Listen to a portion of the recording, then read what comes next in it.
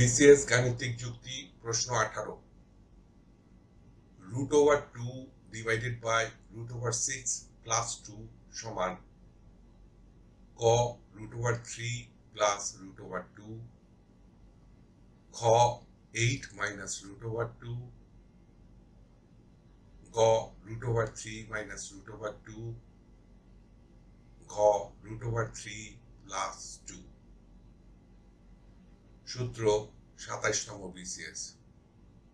উত্তরটি চিন্তা করুন, একটু পরে মিলিয়ে নিন।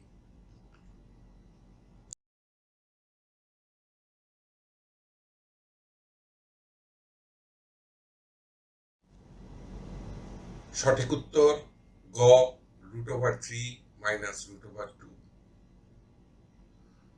ব্যাখ্যা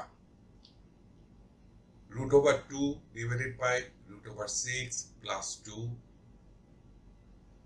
আমরা লব ও হরকে √6 মাইনাস 2 দিয়ে গুণ করি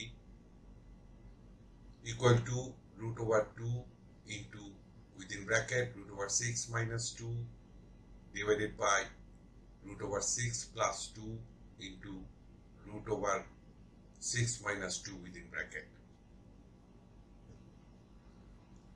হরের a plus b into a minus b formula অনুসারে আমরা জানি equal to a square minus b square. এটা প্রয়োগ করব ইকুয়াল টু √2 ইন্টু √6 কে ভাঙলে আমরা পাবো √3 ইন্টু √2 মাইনাস 2 কে আমরা ইচ্ছা করলে লিখতে পারি √2 into √2 divided by a plus b minus a minus b equal to a square minus b square প্রয়োগ করলে হরে পাবো √6 whole square minus 2 square equal to √2 into তৃতীয় বন্ধনীর ভিতরে আবদ্ধকৃত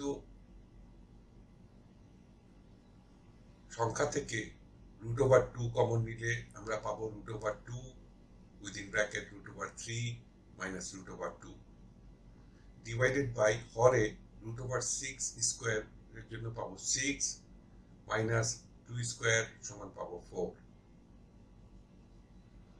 ইকুয়াল টু √2 ইন্টু √2 হয়ে যাবে 2 ইন্টু হবে √3 মাইনাস √2 হরে 6 মাইনাস 4 আমরা 2 পাবো ইকুয়াল টু হবে 2 কেটে গেলে ইকুয়াল টু হবে √3 মাইনাস √2। উত্তর গ √3 মাইনাস √2।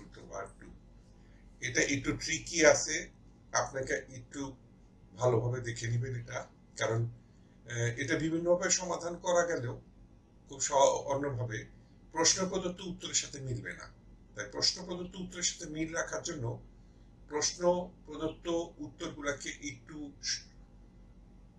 সচেতনভাবে দেখে নিয়ে বিবেচনায় নিতে হবে। ধন্যবাদ। টিউটোরিয়াল দেখার জন্য আপনাকে ধন্যবাদ। আপনার যদি কোনো প্রশ্ন থাকে তবে আমাদেরকে rhkstorecouk@gmail.com ইমেইল করুন বা মন্তব্য বিভাগে লিখুন।